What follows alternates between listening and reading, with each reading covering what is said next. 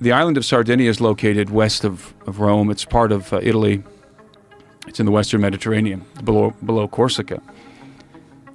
And many people don't realize this about Sardinia, but Sardinia has the highest,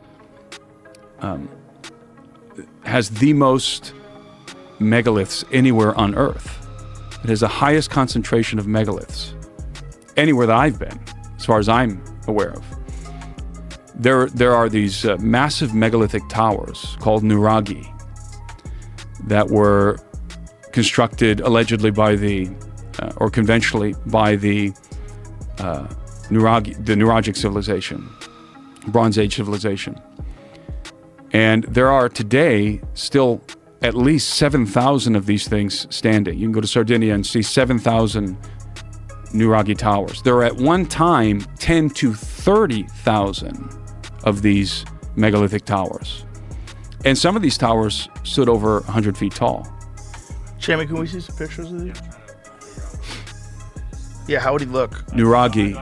Sardinia, Nuraghi. Nuraghi spelled. I got three different they're things, there. so I guess this is it. Is that, yeah, that's what it is. So, what is the timeline of this Nuragic? How do you say it? Nuragic? The Nuragic civilization. It's the Bronze Age. Yeah, the Bronze Age. So, what is that? 3300 BC to about 1200 BC. And that's what this stuff is from. And they say they say that these were built in the Bronze Age. That's the conventional idea. And again, there's 7,000 of them on the island today. But there were up to, I've seen estimates up to 30,000, including at the museum in Sardinia. And aside from these towers, they also have, these are, by the way, these are megalithic. So these are megalithic towers that are constructed in the Cyclopean style. And Cyclopean masonry, Cyclopean architecture is the trademark of megaliths worldwide. And Cyclopean, this is the archaeological term for the technique. Cyclopean referencing the great Cyclopes of Greek mythology, who were believed to be the inventors of tower building. And, the builders, the offspring of the gods, who were the great builders and masons. That's the mythology.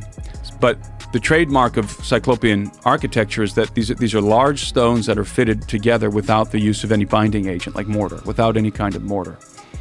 And you have exquisite examples of Cyclopean masonry in different parts of the earth, like in Peru. The walls of Sacsayhuaman are absolutely amazing, breathtakingly beautiful in regard to their design and the polygonal, tightly fitting blocks, immense blocks of stone. Whereas in Sardinia, these are crude blocks. They're crudely worked blocks of basalt and granite and limestone that are fitted together but without the use of mortar. So they are built in the Cyclopean style. And again, some of them were 100 feet tall. And they had some of them were for defensive purposes. And some of them had a wooden platform that crowned the top. And that platform was buttressed by other very large stones that were finely cut, sometimes basalt. I've seen some of these stones in Sardinia. And I've been to the island a few times researching the towers and giants. And aside from the towers, these megalithic towers, you also have megalithic tombs, which are called to this day the tombs of the giants. And you can go and visit them. There's 800 of them extant today. And archaeologists believe there were many more in the past. No one knows exactly how many, but oftentimes it seems to me that the towers and the tombs are closely associated. They fulfill a function, I think, that is interrelated.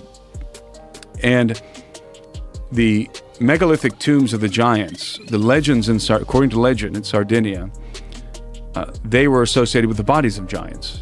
But of course, today you have armchair archaeologists who'll say that's just a myth. You couldn't even fit bodies inside of these tombs. Yes, you could. I mean, none of these guys have ever bothered to go to Sardinia with a tape measure. I did. And yes, you can. You can fit the bodies of 8, 9, 10 foot tall guys in these tombs without a problem. And there's two different styles of megalithic tombs in Sardinia. You have the stele style, which there's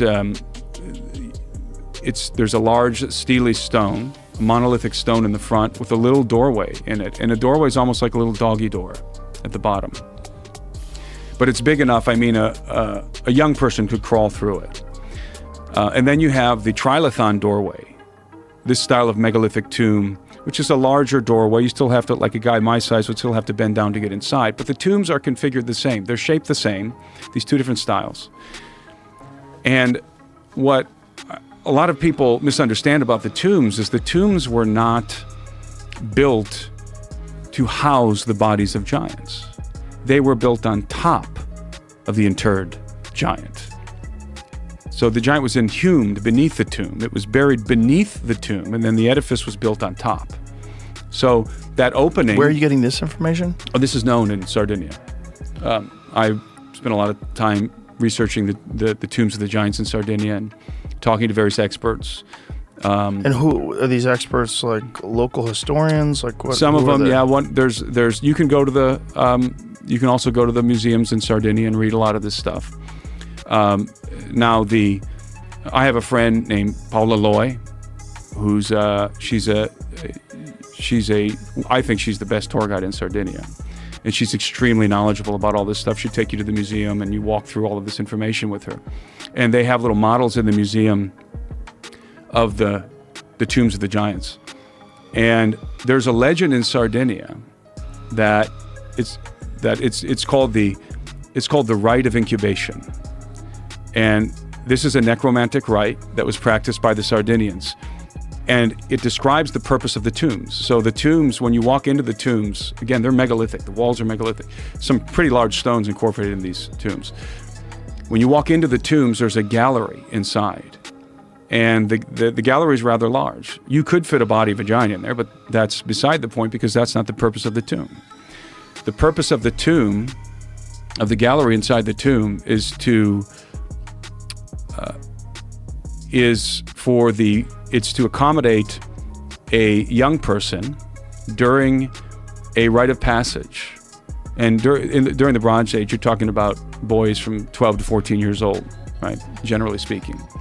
And they would go into the tomb alone, and they would be sealed in the tomb. So that little doggy door that's in the stele, the stele version of the tombs of the giants, they would crawl in there, and then they would be sealed inside. And there's a little, on most of those stele tombs, there's a little hole at the top as well. So it's not like they're sealed in there and they can't breathe or anything. No, they would go in there, and they would spend some days in the tomb alone. This is what it looks like. That's one of the doors with the stele monolithic stone. And they're all shaped the same. It's hard to tell because they've been disassembled. Many of them have been disassembled. But you can see there the trilithon. That's a trilithon tomb. And that's something else. That's a well. But the tombs are all shaped. You can see down there. See the picture right below that one. There you go. See how the tombs are shaped? Yeah. Now, that's how all these tombs are shaped that way. This has to do with the rite of incubation. So the young person would go inside the gallery, they'd be sealed inside, the young boy, and the purpose of this was to incubate inside of the gallery in order to be empowered and energized by the spirit of the mighty one buried beneath the tomb. And again, according to legend, the mighty ones were giants. So I don't think it's coincidental that the tombs are actually shaped like a womb. If you look at the view of the tomb from above, originally when I was researching this in Sardinia, I thought it was shaped like a bull's head, which would be something like the iconographic of Molech or something like that, Canaanitish. But I realized that actually this is shaped like a womb. The tomb looks like a womb. If you pull up a womb, you'll see what I mean. It looks like a womb, shaped like a womb. And this was to accommodate the rite of incubation. And so these young people, the idea